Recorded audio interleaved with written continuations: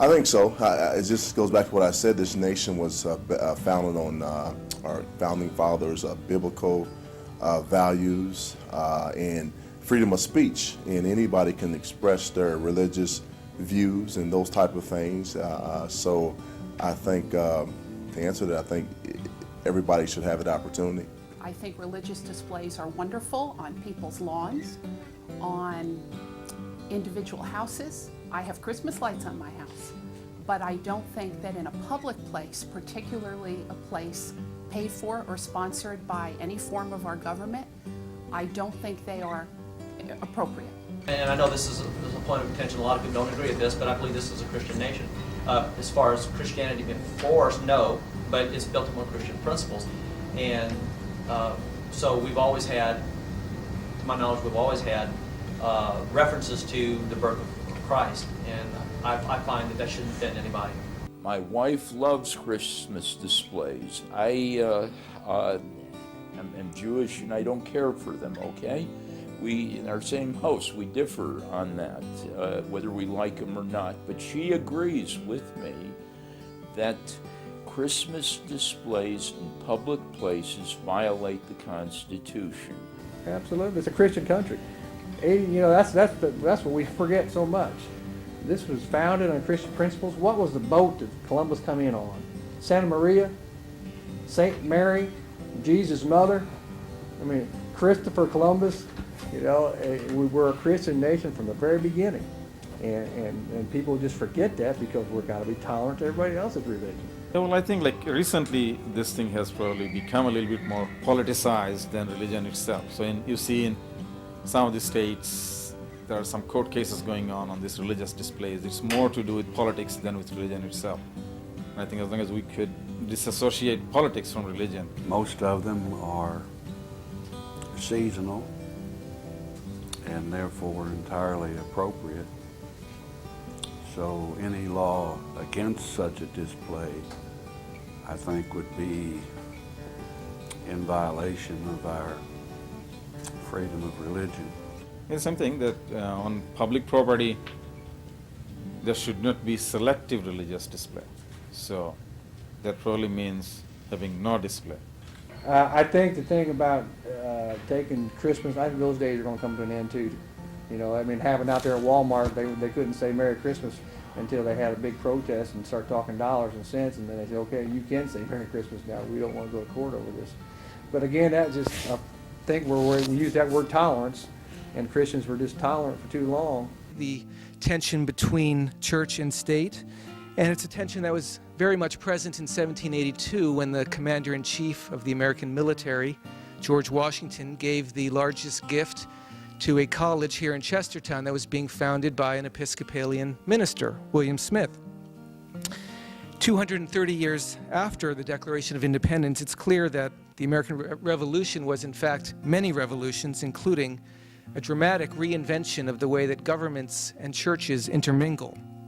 In some ways, we're still trying to catch up to the founders.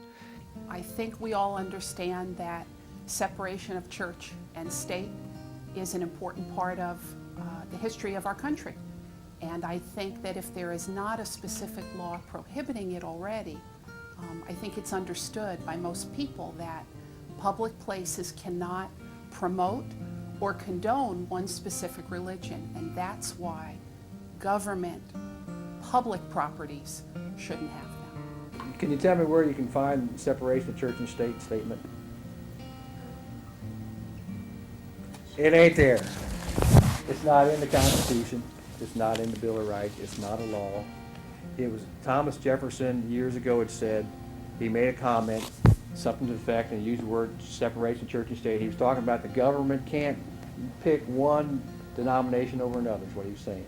You can't pick a Baptist for our country, call us a Baptist country. We're a Christian country. And you can't pick Catholic over, you say that. So there's a separation there. There's no reason you can't do any religious display in your house or any absence. That's your private right. But you can't demand that the public pay money and take that on a public place or anything, because that violates what America is all about since the founding fathers. So if you read the writings of the early church, or the early founders of this country, there is none of the kind of old-time religion stuff there. They believed in a secular state which allowed people to have a religion, whichever religion they chose. And that's what I believe in. I think everyone has a right to believe their own religious and practice their own faith. But I don't want the church or the state involved in determining that in any way, shape, or form.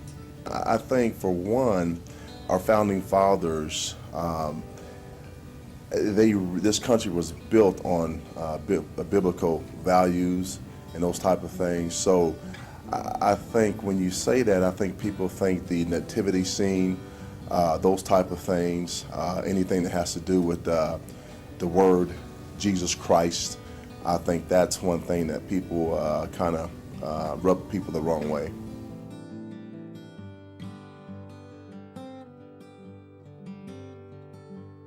Okay, Dr. King, it's like the Dalai Lama. He's a religious leader, and he's a religious leader who stresses tolerance.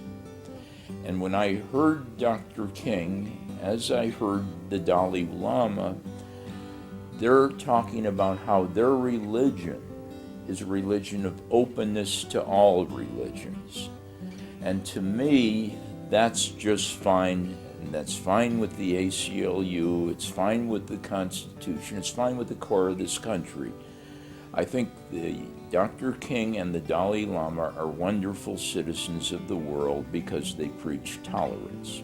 I think it's just a pattern. The Christians have been silent too long, and they've just been tolerant, and we don't want to insult anybody, we don't want to offend anybody. In turn, we're offending our own God by not standing up for him. I think those days are about over, and I can't hardly get into the Dalai Lama thing because we're talking about a guy who's been reincarnated 40, 50 times, and in our faith doesn't believe in reincarnation, so we think it's a crock in the first place. I think that the Dalai Lama is a different case. I think that those are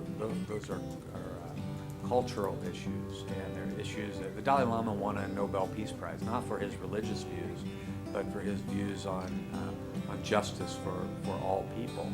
And I believe that the displays that were put in City Hall pertain to his points of view in a very secular way, not in a religious way about Buddhism or Buddha.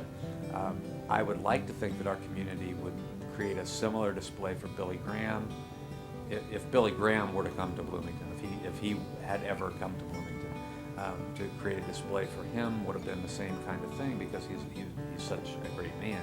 So I think this was for the Dalai Lama, the man, not Dalai Lama, the religious leader. The Dalai Lama is a religious figure. There's no question about that. He's definitely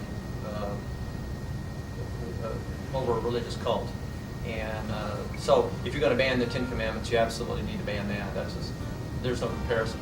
Just because 99 people out of 100 in Ellettsville, where I live, are Christians, that doesn't mean that Ellettsville should stick out a manger and say, we have the right idea, and you other folks can live here, but the town is Christian. I think that's really wrong, and I think it's unpatriotic, and I think it's immoral. It just seems to me that everywhere you look, you're the see. It's not Merry Christmas anymore. It's kind of like Happy Holidays, and I think people do that purposely because they don't want to offend, anyone. And we have a few years ago where they took Christ out of Christmas. It was like Christ Xmas, and so you see the just the tearing away of the foundation of just Christian values.